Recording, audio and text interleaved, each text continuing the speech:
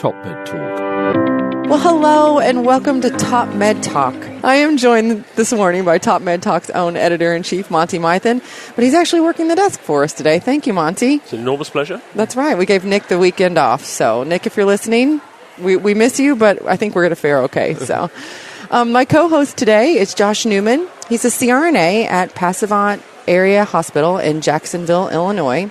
And he's not only the chief anesthetist in his group, but now he is the chair of the AANA ERAS Shared Interest Group, ERAS SIG. So thank you so much for joining us this morning, Josh. I really appreciate it. Thanks for having me. Yeah. Now, we are also joined today by a very special guest, Randy Moore. Randy, thank you so much for joining us. It's a pleasure. He is the Chief Operating Officer of the AANA, and he has given up 30 minutes of his morning, which I know you're super busy, so thank you. No, I'm excited to be here. I really appreciate it. Yeah, thank you for the invitation. Look forward to the conversation. Yeah. So today I thought that we would start off by talking a little bit about this ERAS shared interest group that we are now piloting here at the AANA. Talk a little bit about what it is that we're doing and what we hope to accomplish by starting this group and how that's going to progress, what it looks like now, and what we hope to see in the future. So, Josh, why don't you start it off for us? How did we start this conversation, I guess, on the Enhanced Recovery SIG? I think it started 2 or 3 years ago through the American Society of Enhanced Recovery. A lot of CRNAs came together and were discussing topics, but it wasn't very inclusive. We were very kind of segregated out on the outside discussing this. Enhanced Recovery has been picking up more and more steam, as you guys all know, and everyone listening I'm sure knows as well. We got to the point where there was a lot of AANA membership interest, a lot of CRNAs privately talking amongst each other with ideas and coming out with new pathways and ways to implement. And I think there was a real interest in how do we get a little more universal approach, how do we provide that expert knowledge to our membership, to all the CRNAs and anesthesia providers around, and really integrate what everybody else is doing and report as a universal whole rather than fractured implementations here, there, and all around. We got a green light go for this shared interest group from the AANA, from Randy, CEO, who I think also has his own separate interest in enhanced recovery. We're really fortunate that the leadership has that. Kind of brings us to where we are now, where we've got about 14 experts in the field of enhanced recovery and CRNA implementation, working through different pathways, working through different ways to present this knowledge and help out fellow CRNAs in really multidisciplinary areas. That brings us to kind of where we are today after our first in-person meeting. Yeah, we did. We had our first meeting this morning where we were able to sit down with some of the AANA leadership as well as support staff that I think is going to be able to help us get up and going with that. So, Randy, whenever you heard about the idea of shared interest group in the AANA, we had never done anything like that before, right, in the AANA? Correct. We've never formalized a shared interest group in the way that we're doing now. We certainly have specialty and subspecialty CRNAs who, whether it's in pain or acute pain or pediatrics, but this is our first real foray into solidifying a shared interest group which is resourced, managed by the staff, but really led by the volunteer leaders of the organization. And how did you guys decide on the AANA as an organization that Enhanced Recovery would be that first pilot for the shared interest groups? So Josh was being a little modest in terms of how this really... Tell us. Yeah. So Josh and I actually worked together back in Passavant Hospital in Jacksonville, Illinois, as recently as about a year ago before I moved into my role here. And one day, Josh and I were having a conversation in the office. I worked with Josh, and I said, it'd be interesting to explore what there is relative to enhanced recovery. This is, 3 years ago? 3 years. And we were just really learning about it. And he said, yeah, let me look into it. And fast forward today, we're sitting here having a conversation about the amazing work that he's done at Passavant and implementing from nothing an enhanced recovery program that's really moved the needle on outcomes. And how do we scale that up across the profession? Because there's so many CRNAs who want to learn about enhanced recovery and who want to move the needle on patient care. This seems like the prime opportunity for us to pilot a shared interest group and see what resources we can provide CRNAs and other providers and develop relationships with our physician colleagues and other allied health to really move the needle on perioperative enhanced recovery.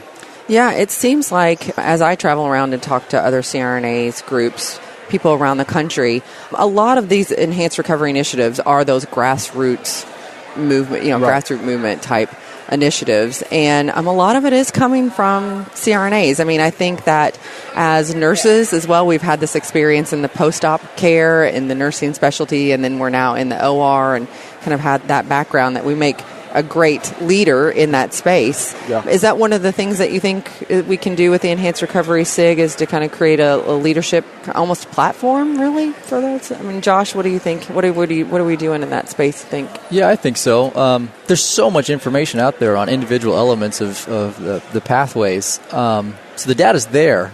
But in order to educate people how to become leaders, how to get this implemented throughout all the specialties and really get outside the anesthesia, the OR frame, is where it becomes challenging, and I think people have issues with.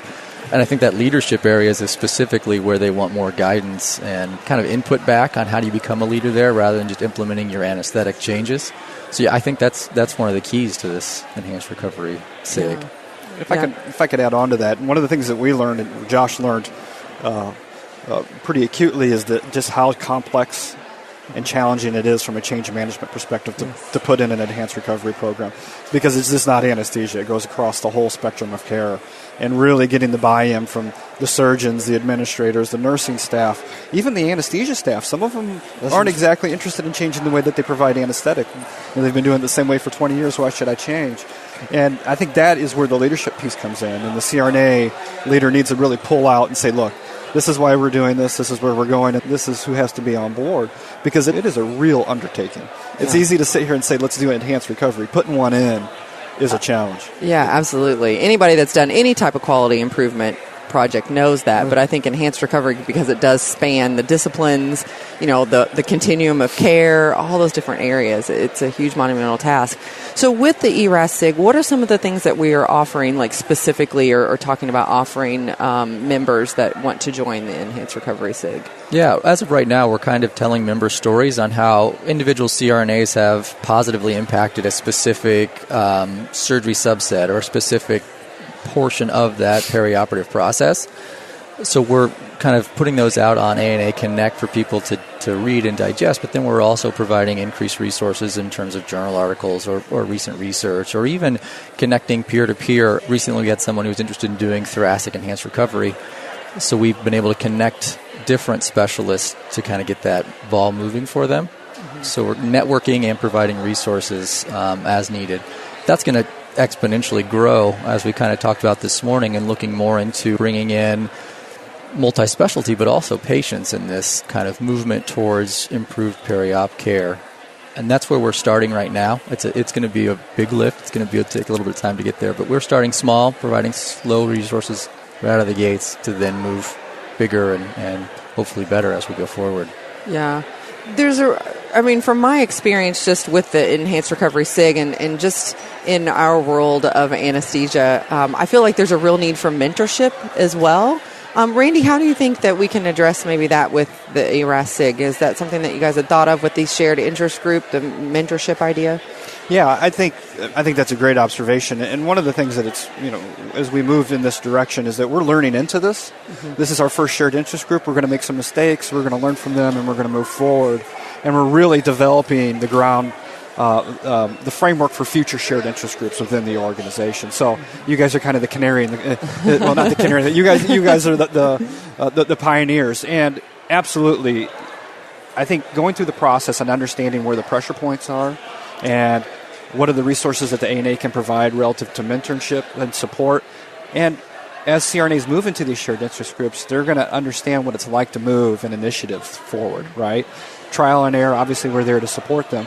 But we're going to start creating educational content out of these shared interest groups that will now go to the broader membership and to other providers and really start to develop some momentum in members. Instead of the AANA and headquarters creating content, we want the members to really take over a variety of different initiatives and move things forward. So yeah, mentorship's really important. And that's one of the things that we do relatively well at the AANA. We can always get better, but identifying where the talent is, developing them from a leadership perspective, and this is just one of the avenues to do that. Yeah. Where do you see the future of the Enhanced Recovery SIG, next year and in 5 years? I know, Randy, Josh was saying that you're a big kind of future guy. You love to see the big picture and the vision and have a vision for it. So where do you see the Enhanced Recovery SIG going in that direction?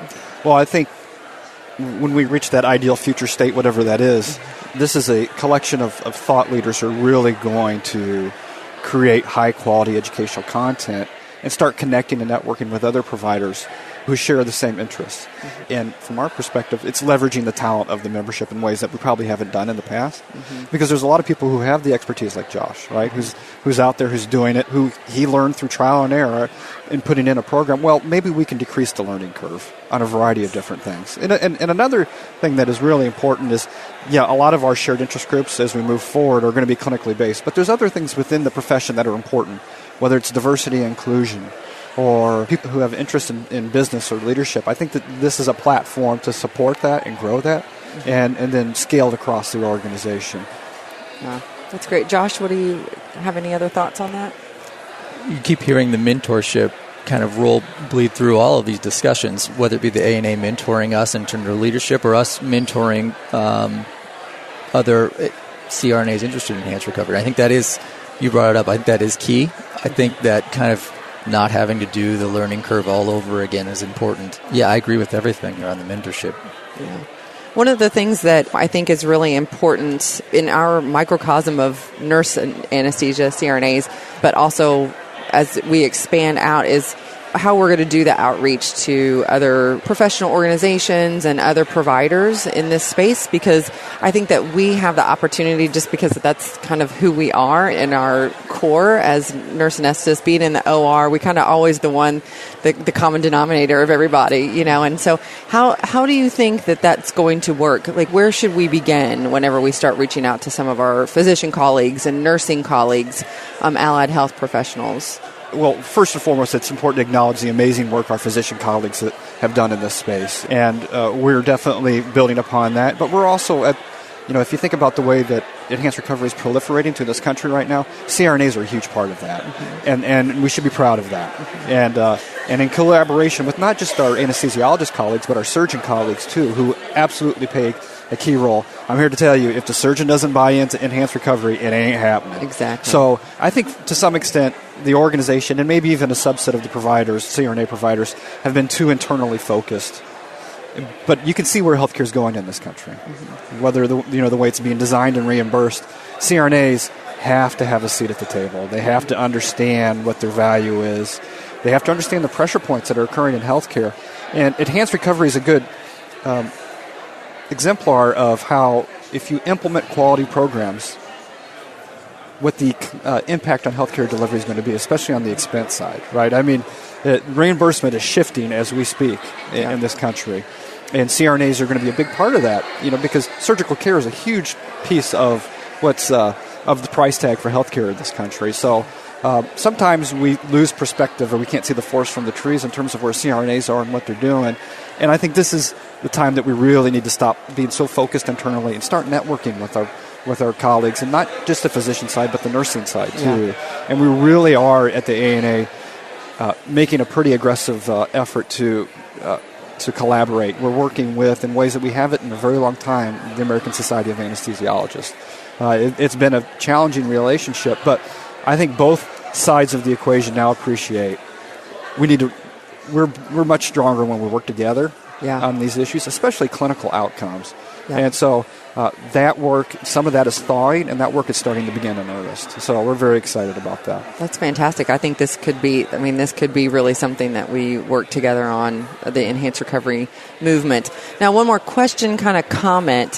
One of the things that in my professional and almost personal experience with enhanced recovery in my own practice and in our group is that it's really kind of shifting from enhanced recovery per se and to just enhanced or optimized perioperative care. Right. And so I kind of feel like, and please, Josh, maybe you can comment on this, feel like, we should have a little bit forward thinking into, do we start calling it perioperative care?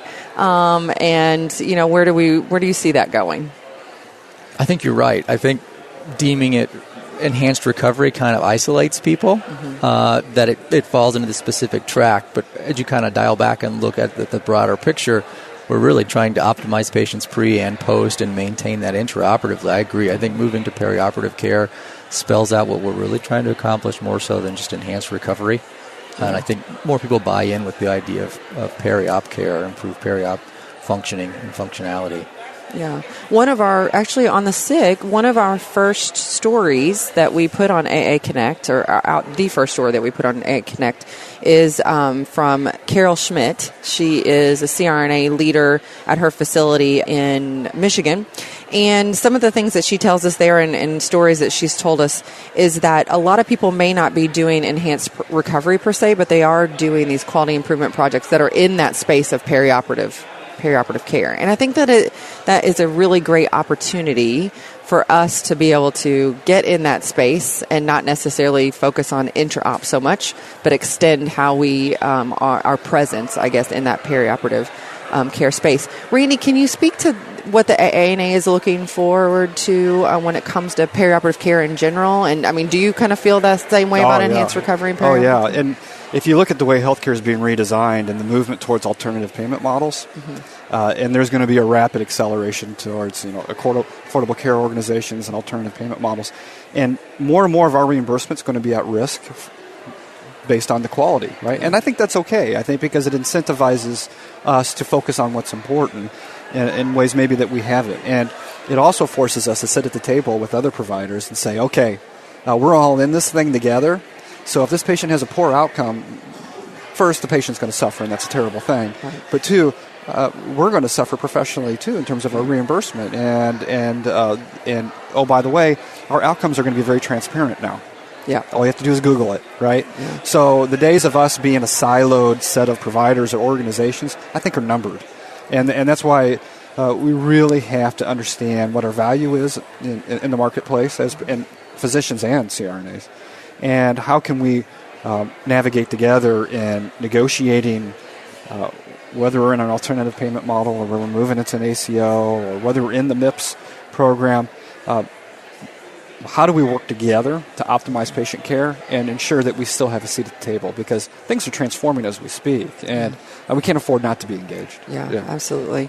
Randy, thank you so much for joining us and sitting down with us. Thank you. Hopefully we have another opportunity to do it and talk about some other things that are maybe specific to the AANA that we can share with our members, but also some other initiatives that the AANA is working on to help, again, that multidisciplinary team come together and improve outcomes for our patients. So, and maybe we can get our ASA colleagues together. I think it'd be fantastic. And have a conversation together. I think that would be a lot of fun. It'd be a lot of fun. Yeah. It'd be fantastic. Yeah, thank you so much. And Josh, thank you for sticking around. You're headed out on family vacation today, so not going to be able to. Maybe I wasn't supposed to say that. Sorry.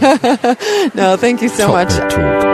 Thanks for downloading and listening to Top Med Talk. Don't forget to find us on social media. We're on Twitter, Facebook, Instagram, even got our own YouTube channel. Whichever your favourite social media feed is, we're bound to be there. Find us. Also, subscribe to this podcast so that you never miss an episode. And make sure you go to the Top Med Talk website, topmedtalk.com, and get on board with the email updates. Oh, whilst you're at it as well, I suggest you download our entire back catalogue. We're categorising it at the moment. We're having a little look through it. It may not always be in the form that you currently find it. So if you get your hard drive ready for a full-on download via the website perhaps, or perhaps through your podcatcher. Oh, and if you fancy meeting us, why not go to the website ebpom.org/meetings. Our next big event is EBPOM USA, the Dallas Masters Course, a perioperative care practicum. Have a look for details of that and some of the other meetings coming up across the next year. ebpom.org/meetings.